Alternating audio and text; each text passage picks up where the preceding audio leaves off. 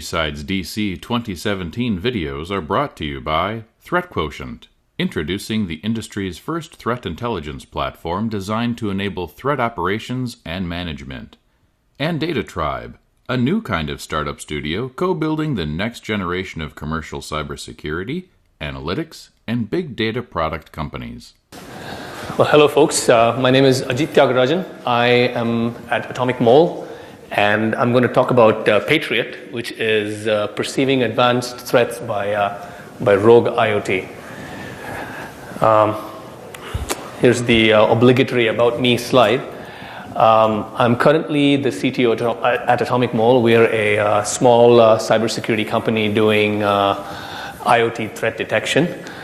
I'm a big fan of machine learning. I'm not a machine learning data scientist myself. My background is more in network protocols. Prior to Atomic Mole, I was at a company called Fidelis Cybersecurity. You might have seen a presentation from Fidelis just earlier today. There were a couple of data scientists over there talking about machine learning again. But I ran their network sensor group, everything to do with protocol analyzers and so on. And a very long time ago, I worked a lot with internet protocols. I did a lot of work with NTP, Network Time Protocol. My advisor in graduate school was the guy who invented NTP, so I got a chance to work with him. I also worked a lot with multicasting. Internet multicast was very big in the late 90s. Everything from IGMP to DVMRP to PIM, sparse mode, dense mode. I don't know, I'm telling my age over here. But yeah, I was working a lot on those protocols in the late 90s as well. Okay, that's a little bit background on me. So let me just give a quick overview of what I'm going to be talking about. So I'll give you a quick state of the union on IoT, what's happening in the world of IoT today. Next, I want to sort of talk a little bit about what the issue with detecting IoT is. Is there IoT in my network in the first place? So we'll talk a little bit about that. We'll then go into talking about how we detect IoT threats. And just a brief side note, initially when we were talking about PATRIOT, since we were talking about detecting IoT in the network, the algorithm that we came up with was IDIOT, but IDIOT was probably not such a good name, so we migrated over to PATRIOT. I will try to give some examples using Bro. How many of you all here use Bro or are familiar with Bro? And how many are not familiar with Bro? Okay, a few. Okay. Again, machine learning seems to be like the hottest thing in the planet today. So I'll use some basic machine learning techniques on how we can use basic ML techniques with Bro data to detect and to identify and detect threats with IoT. Okay, so it'll be interesting from that perspective. So IoT is a huge phenomenon that's happening right now. Depending upon whose estimates you believe, there's supposed to be like 9 billion IoT devices out there today, 36 billion by 2025 or so. Huge revenue opportunity, 470 billion, and around 5.5 million new devices on a per day basis. Again, this is the entire world of IoT. IoT is also enabling a lot of smart automation. Apparently, 47,000 jobs were directly or indirectly created by IoT in the country of Spain by them moving to smart cities, for example. And that last number there is the most recent update I got from Nest saying that they had saved 13 gigawatt hours thanks to their Nest thermostats. So yes, IoT is becoming a fairly large phenomenon today. But the problem with IoT is this whole security thing. So today, we had 152,000 devices participate in the last Mirai botnet attack, a few months ago.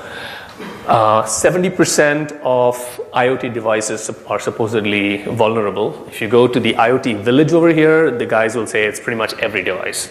Because I had a conversation with them, and I said, okay, you've got D-Link cameras over here. Do you have any D-Link device that is not, vulnerable? And he said, no.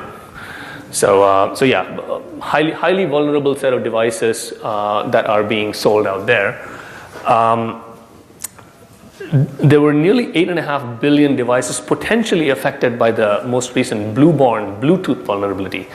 This was literally 3 weeks ago. Fortunately, most of the devices got patched, including your phones if you subscribe for automatic updates.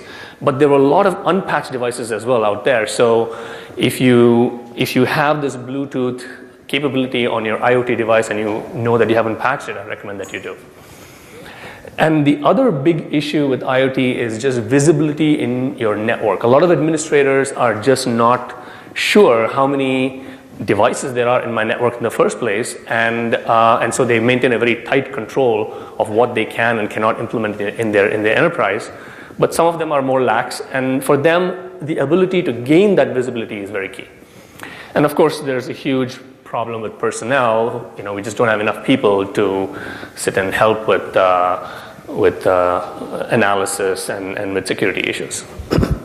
Some other vulnerabilities that were recently discovered was if you were at BSides Charm, there was a guy who showed how he could hack into a pressure cooker. And of course, you heard about the voting machines that got hacked at DEF CON. That was in the news as well. And just recently, there was all the access camera. You could put a devil's IVR malware on that as well. So 249 out of the 251 IV cameras are affected. So anyway, big problem with IoT from a security perspective. So we talked about this high-profile IoT attacks. These were the large number of devices that participated. We had the Mirai botnet. There are still a lot of DDoS attacks that are going on, depending on which magazine you read. And in my opinion, there is another major attack that is sort of waiting to happen. Okay, so I think this is definitely going to happen in the near future. So what are the key IoT challenges? And the reason why IoT is such a security problem is that you can't put any antivirus on it. So you have all these endpoint companies that claim that they have AI and the next generation malware detection capability, but you can't put any of this on the IoT devices because they're closed devices. The second thing is they produce little or no logs. So you can't take your favorite SIM tool and aggregate all that data and look for these threats. Is my IoT device compromised or not?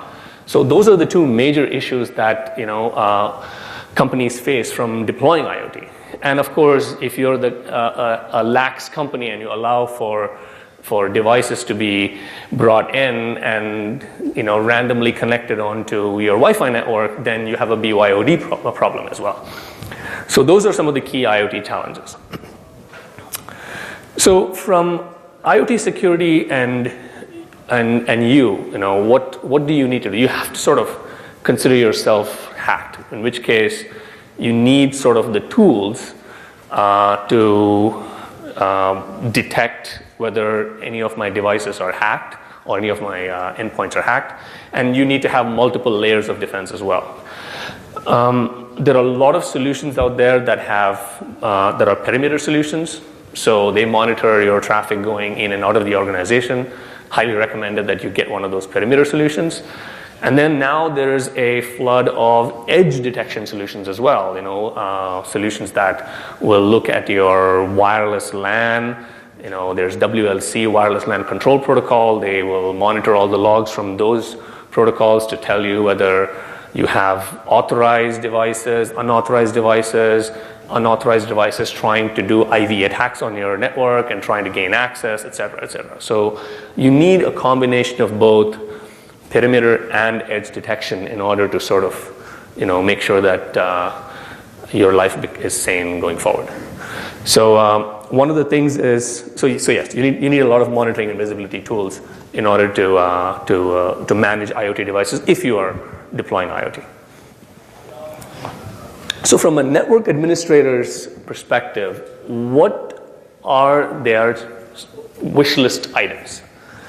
So the first thing is they would like to have some sort of device management capability. So which means that they want visibility into what is connected into my network, and there are some tools out there like your Qualys and your Nexus scanner and so on. They want access control capabilities. They want to make sure that no rogue devices are accessing your network.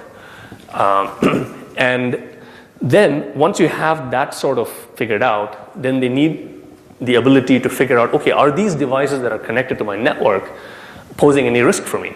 So I need to understand what kind of vulnerabilities they have. Usually, if you run down the OWASP top 10 list of vulnerabilities, everything from are these devices using insecure communications, are they sending passwords in clear text, those are sort of simple things that you would like to get some idea of before I deploy my devices. And that also gives you a risk profile on the devices in my network.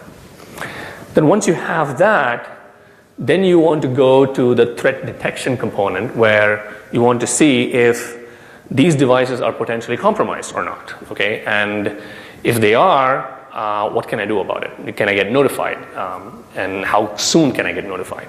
And of course, there's the whole anomalous behavior aspect, which is, okay, is there, even if I don't know if whether it's compromised or not, can you at least tell me if it is behaving abnormally? And if so, that may lead to some sort of a compromise. That may be some sort of a compromise. And then finally, everybody wants instant remediation, which is you either quarantine that device or you prevent it from communicating altogether. So again, that's a hard one. It usually requires either access to the device itself, or you need to somehow write some rules on your firewalls to sort of block that communication. Okay. So let's go on to the IoT identification phase now, which was part of that whole device management space. And we'll talk about why IoT identification is important in a little bit, or rather it'll become clear. First, let's figure out what is and what isn't IoT in my definition. So in my definition, IoT is not IoE, okay, which means that a lot of people think that, okay, anything that's connected to the internet is an IoT. Well, not quite.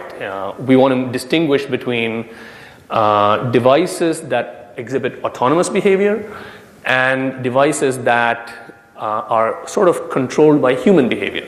So laptops, desktops, mobiles, gaming platforms, they have direct user input into them, and therefore their behavior is governed by user input for the most part.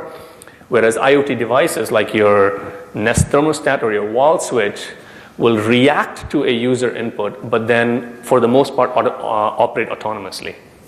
So that's a key differentiator.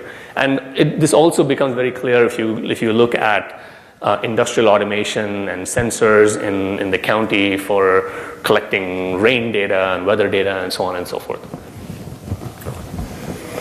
Okay, and by the way, that definition of exhibiting autonomous behavior came from Network World. Okay, so they didn't go with the whole IoT equals IoE. So what are the characteristics of these IoT devices? So IoT devices, first, they generally generate a few short packets, per device. Again, I'm just giving you some sample characteristics. It's not. Every one of these doesn't apply to every single IoT. These are just sort of approximate characteristics on a generic scale. They tend to have, low duty cycle traffic patterns. That means maybe a long duration between transmission bursts. Like I may send out sensor data every hour or so. I have a Nest thermostat at home that sends data out literally every hour or so.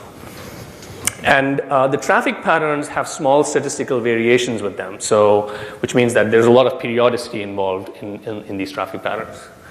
And the other thing, which is actually a key characteristic, is that they tend to be uplink dominated. So that means that the uplink volume tends to be higher than that of the downlink volume. And also, and this is another key characteristic, which is that they tend to have a low destination count, which means that if you look at the number of unique destinations that they communicate with, that tends to be a fairly small number and also a fairly constant number. So it's a constant small number from an IoT perspective. So these are sort of characteristics that we will use to identify IoT devices in your network. So one thing that sort of came into my mind early on was, can we just do an IoT lookup in some sort of a database? I mean, you have feeds for threats, for malware, for bad domains, and so on. And we tried to look for a few sites that had a list of IoT devices, and we found some of these. The third one was interesting. They claimed to be the dominant site for all IoT devices, except that they only had less than 100 consumer-grade IoT devices. So if you go to iotlineup.com, you can see what those 100 are. And obviously, it's not going to work. With 5.5 million devices being added per day, that's just way too many devices. So you really need automated detection. Okay, so that's the key requirement here. So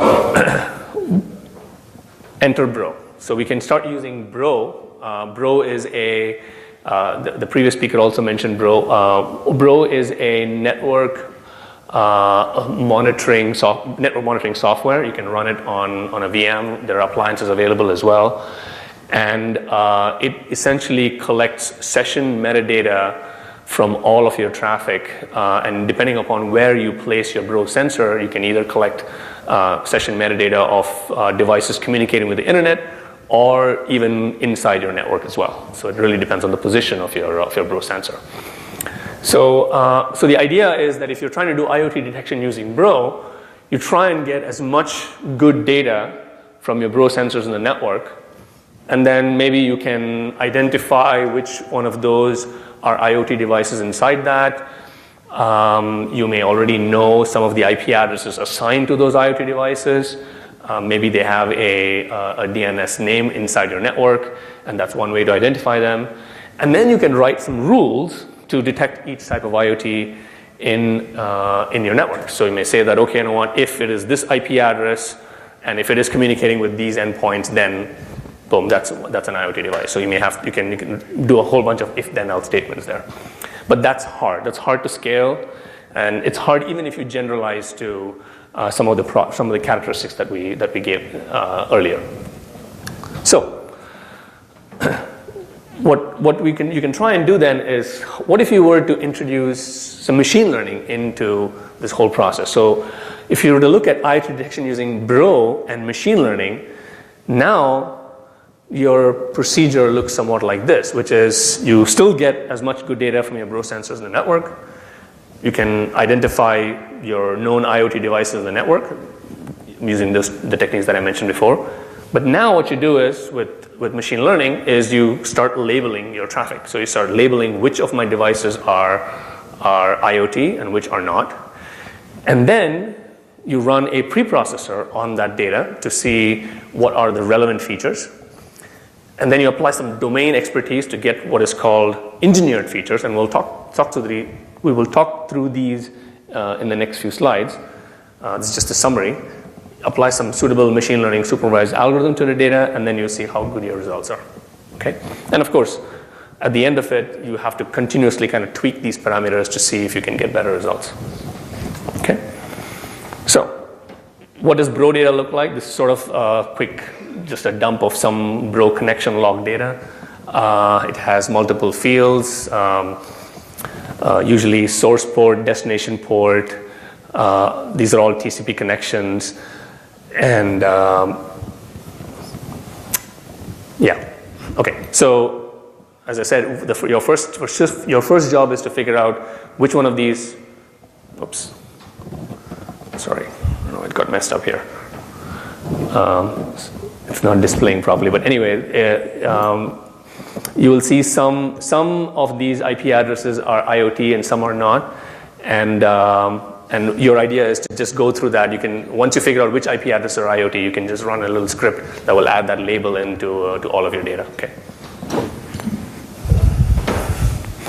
So the next step is to run a preprocessor which extracts those features that are relevant. So if you just run a preprocessor on the raw Bro data, you will get the preprocessor will go through, munch through all that data, and then tell you, okay, you know what? These are all the relevant features that I think you should consider. So this is what we did. We chose univariate as one of the preprocessors, ran it, and the stars over there kind of tell you what the relevant features are. But there's not just one preprocessor. There are actually like tons of them out there. So what we did is ran it with all of them. So there's univariate, there's PCA, there's lasso, there's a whole bunch of them. So we ran it through every one of them, and then we sort of took a statistical average. We averaged out all their responses and sort of came up with that line at the bottom that said, okay, here is an average of all these features. And a couple of them show that, okay, this is a relevant feature, which is the IP bytes that were being sent out by the device. And then a not so relevant feature was missed bytes that was present in the Bro data. Then we applied our domain knowledge. We said, okay, you know what? We went back to those characteristics that we said earlier, which is, small number of destinations, up-down traffic ratios tend to be high for IoT devices versus non-IoT devices. And we sort of added that into the data, and we came up with these values. And then we again ran the preprocessor on that, and you can see there's very high correlation amongst those values. So it's just a sample, 3 of them that we added in here: up-down ratio, connection counts, and the URI field. So again, this is your engineering aspect that you apply in here so that you can then move from just raw data to engineered data, and now you know what your machine learning algorithm needs to take as an input in order to do your detection. Okay. So then we ran random forest on this data, and without the feature engineering, we actually did pretty well. Even without feature engineering, it gave me a 0.76 accuracy of detecting IoT versus non-IoT, given that many number of sessions. But after doing the feature engineering, that ratio increased significantly to almost a 99% accuracy. And then we tried other techniques as well. So we did boosting, we did logistic regression, we applied k-nearest neighbors, and we found that, okay, these were also fairly good. So it really depends on your data set and depends on your familiarity with these algorithms. So your choice of algorithm may vary, okay? So this confusion matrix is one of the key determiners of your accuracy, your sensitivity to false positives, false negatives, and so on. I haven't put all the math in here. There was a talk earlier about machine learning. They had a lot of math in that one. So one other curve that is kind of useful is this thing called this ROC curve, and it sort of tells you what the ratio between the false positive and false negatives are. So without feature engineering, you will see that you get this 0.76 accuracy, and that's reflected in these curves, which means that you have to tolerate a certain amount of false positive rate before you get your accuracy up. But once we did the feature engineering, that value increased significant or decreased significantly, so that you can get a very high accuracy with a very low false positive rate, and that's what we wanted. Okay, so these two curves are sort of significant when you're doing any sort of machine learning analysis. Okay, so from a machine learning perspective, data is everything. So multiple people have talked about this. There was a great talk at Black Hat from the engineers at Invincia, now Sophos, about how if you feed your learning algorithms bad data, you're going to get bad data out. So a lot of people don't realize how important this is. So the way you collect your data is extremely critical, and your results are going to be extremely dependent on the data that you feed it. You need to normalize your data, especially if you have data coming in from multiple sources. Normalization is a very, very critical aspect. This is another aspect that a lot of people overlook, which is the undersampling versus oversampling. Almost always, you will have an unbalanced data set. So you'll have a large quantity of let's say, IoT or a large quantity of non-IoT traffic. And then how do you then balance? Depending upon your circumstance, you may have to use undersampling or oversampling. We were lucky that in this data set that we were considering, we had an equal number of IoT and non-IoT devices in our data set. And can't stress enough on how well the engineered features are important. So we chose our engineered features in such a way that we were able to maximize our accuracy. Choice of other engineered features may not give you that, and you may not have the luxury of choosing those features that will give you that level of accuracy. And finally, there was a talk yesterday about reinforcement learning, which is even though you may have your algorithm predict wrong data for you or incorrectly, you should be able to take that feedback. Let's say your user says, oh, you know what, that was not really an IoT device and you classified it as IoT. Well, you should take that information and then feed it back into your algorithm so that you can relearn that aspect, and that's what is called reinforcement learning, and that significantly improves detection. So it improves detection, it's been shown to really work well. Okay. One little side note on detection versus identification. So far we've talked about IoT detection. So we can detect IoT. But what about actually identifying it? So I can say, okay, I have an IoT device, that is an IoT device, but can you tell me that this is a Nest thermostat? Or can you tell me that this was a TCP light bulb that actually got connected into my network? It's a little harder, and identification requires a lot more contextual information about that data. But actually it's possible, and we're getting there, okay? That's something that we're working towards. There are bro fields that you can use to extract that information. The user agent is a great field. It generally gives you a lot of information about what kinds of applications are actually running and connecting to the net if that data is available. MAC address mapping, that's a great way to actually figure out what the device is. Almost all manufacturers are given blocks of MAC addresses, so you can actually do a quick lookup and see if your device falls into one of those categories. So again, it's not conclusive, but these are all little tips that will get you towards that holy grail of identifying what that device is. DNS classification of the destination. So if I'm connecting to nest.com, I'm probably a Nest device. And similarly with SSL cert analysis, where a lot of data is now encrypted, and I may not have some of these other fields, you can just figure out from the cert itself. The cert was issued to Belkin, so therefore it must be a Belkin device. And you can then combine all of this and use some sort of natural language processing, for example, to actually extract out some really meaningful data about what that device actually is. So this is something that we are working on right now. And from an algorithmic perspective, there are some great algorithms out there. K-means and hierarchical clustering are really, really good fits for clustering and classification. Just a little sidebar. Okay, so let's go to IoT threat detection now. So a couple of ways to do threat detection. Generally, you can write a lot of rules and develop threat models. Threat models look for specific patterns. So you may say that, okay, if I see a large amount of ICMP traffic going out of my network within a certain period of time, then I probably have some sort of a device that is DOSing somebody, So that might be a threat model. Threat models are written very specifically, so therefore they look for very specific patterns. So the number of false positives are obviously minimized. However, they obviously won't catch everything unless you have threat models that are really extensive. And even then, the fact that you have 0 days implies that threat models are not they don't catch everything.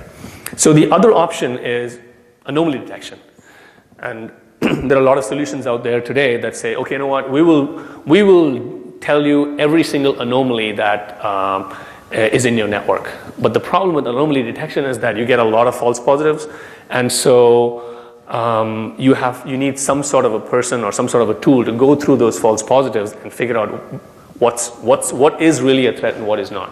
And so your goal is to sort of, in the case of anomaly detection, is to minimize your false positives.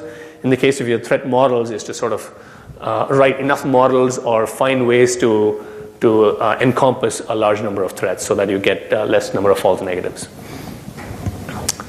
So what we're going to do is we're going to try and use our detection capabilities to do anomaly detection. And what is an anomaly? So an anomaly typically implies that you have some sort of a baseline or normal behavior, and an anomaly is something that is not normal anymore. So that's sort of the definition of anomaly in many a sense. And in order to do anomaly detection, you sort of need some way to identify what the normal or baseline behavior is. Okay, so that's the key. So what we're going to do is we're going to use the results from our detection stage to sort of build that baseline. Okay, and the key is those engineered features that we have, they actually tell a very good story. So if we can just enumerate all of those features, both from the raw data as well as from the engineered features list that we computed, that actually gives you a very good sense of what the baseline feature of the IoT devices are. So some example, just a quick example of what that might look like is that, so the Nest thermostat, communicates with just 2 destinations per day. Up-down ratio generally on an average is 4.32. The number of sessions per day is about 265, and it only uses port 11095 to communicate with. So that's like your baseline behavior of your Nest thermostat. Again, I'm just giving you a small sample of attributes over here. You can expand that out significantly to include everything from periodicity and so on. So you can really expand on that list. And similarly, I've got another example using the Belkin Wemo device, which is also on a 24-hour baseline. Okay, so going back to IoT threat detection then, so you can either write rules now to detect threats. This is kind of hard, as I mentioned before, or write anomalous pattern rules and then hunt for it. So as I mentioned, with anomaly detection, all these anomalies that come out, you have to sort of then go back and figure out from a contextual perspective whether it's a threat or an anomaly. What if we were to be able to use machine learning for this? So what we do is we summarize the baseline features, and then we can train these, we can build models that take these baseline features, compute various threat models, and then sum them together and train them with that. And once you train the machine learning algorithm, we use random forest here, we can then test out to see if these results actually work out pretty well or not. And we used a large number of PCAPs from this site called stratosphereips.org. They maintain a very large number of network PCAPs on different types of threats, DDoS, Trojans, malware, and so on. And they have ready-made Bro capture logs as well, which makes it really easy then. So you don't have to really run it through a Bro sensor and extract that data out either. So this combination is what we used in our experiment. And then what did we get? From a result perspective, on a per session basis, we actually got very, very, very good accuracy, but we did miss out a few. And again, this data seems like it is very, very accurate, but even with the per session detection, we did miss a few. So we missed about 46 and 35 sessions that were misclassified amongst 33,000. But when we were able to go to a 5-minute detection interval and summarize the data, we got complete classification. So which means that if you were to wait a little bit and aggregate the data out, and you can see the number of sessions getting diminished over here, the detection rates improve significantly. So what do our results say? It says that you get very high accuracy in determining just these common threats. Again, we didn't run it through every single threat. We looked at IoT, what might be some of the common threats associated with them, ran it against that, and those are our results. And increasing the detection time obviously improves the accuracy further. So from a closing perspective, I'm really excited about machine learning and what the applications are. As I said, I don't claim myself to be a data scientist, but seeing the applicability and the impact of using machine learning has been a tremendous learning experience for me. I'm still learning as well. We want to go ultimately towards even a threat identification using machine learning. I don't know of anyone who does that today, but that will be like the holy grail. And hopefully we can get there someday. So I wanted to thank, there were 2 interns who worked with us, Satya and Yi, over the summer. And that's not anonymous. The anonymous anonymous. That's just a person who didn't want to be named over here in the thank you list. So that's about it. Any questions?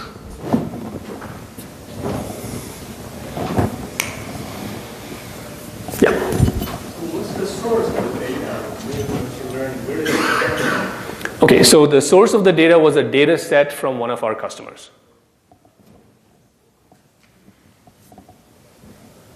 Yep. Are there going to be code examples up on your website or on your GitHub? Yes. So we'll put there are some Python libraries that we have for this. We'll put that up on our GitHub website. If you give me your card or information, I can send that information to you.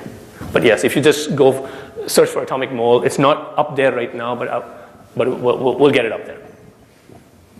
Yes?